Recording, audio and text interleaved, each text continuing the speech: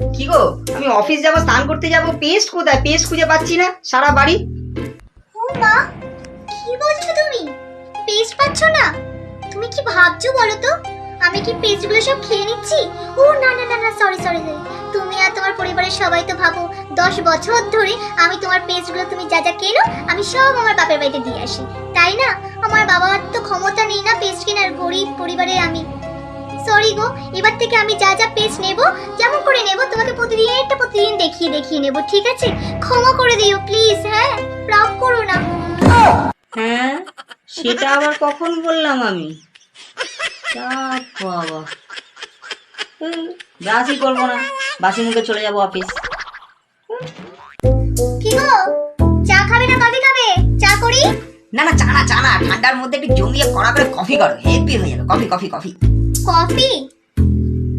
ঠিক আছে, সেটাই করব। আমার তো আর ইচ্ছার কোনো দাম নেই। ভাবলাম আজকে চা খাবো, কিন্তু তুমি মালিক, তুমি ইনকাম করে চা আনবে, তাই তো আমাকে খেতে হবে বলো। আমার তো নিজস্ব কোনো ব্যক্তিত্ব নেই, কোনো ইচ্ছা নেই, কোনো কিছু নেই। সরি গো, নিজের ভাবনা চিন্তার মধ্যেই নিজেকে মারতে ইচ্ছা করে। সরি সরি, করে দিচ্ছি গো তোমার জন্য কফি। ঠিক তো, সরি। শোনো শোনো শোনো, তাহলে চাই করো, চাই। যা চলেই গেল। শোনো না, একটু চুপ করো না, একটা ইম্পর্টেন্ট কল আছে, একটু চুপ করো, একটু চুপ করো। হ্যাঁ, সে তো বলবেই বলো। 10 বছর ধরে আমি তো চুপ করেই আছি।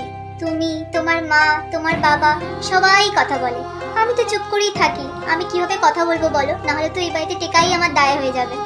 সরি গো, ক্ষমা করে দিও আমায়।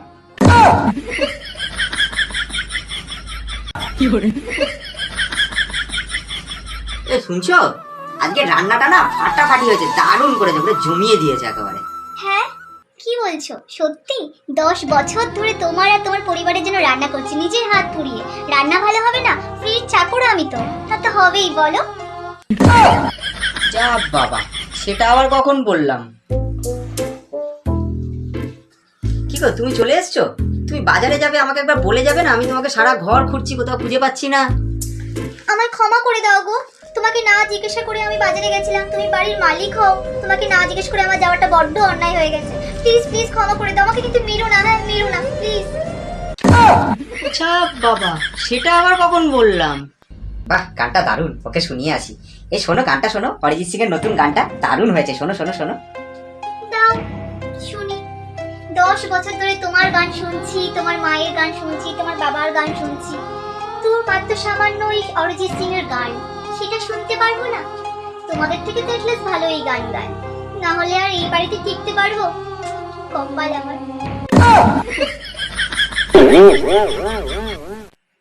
একটু ক্রিকেট খেলাটা চালাও না, কি সারাক্ষণ ধরে সিরিয়াল প্যানপ্যানানি দেখো? একটু ক্রিকেট খেলাটা দেখো, একটু ঘোরাও না, চ্যানেলটা দাও না। বাবা সরি গো, সরি, রাগ করো না। হ্যাঁ, আমার বাবা তো আর যৌতুকে টিভিটা দেয়নি, তাই জন্য আমি কি করে বলো সিরিয়াল দেখতে পারি? তুমি যা দেখবে তাই আমি দেখবো। ক্রিকেট, ফুটবল, যা যা খেলা দেখবে সবটাই দেখবো। আমার নিজস্ব কোনো দেখার কিচ্ছু নেই। সরি গো, আমাকে ক্ষমা করে দিও প্লিজ, রাগ করো না কিন্তু, হ্যাঁ?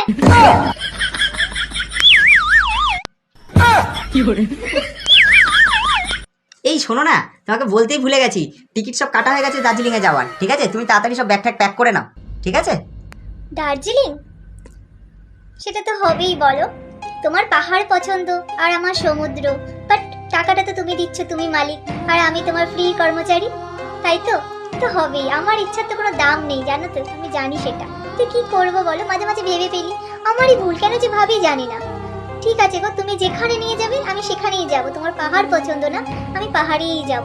আমার ইচ্ছা না থাক। হ্যাঁ বাবা, এতেও problem? Please subscribe and follow me.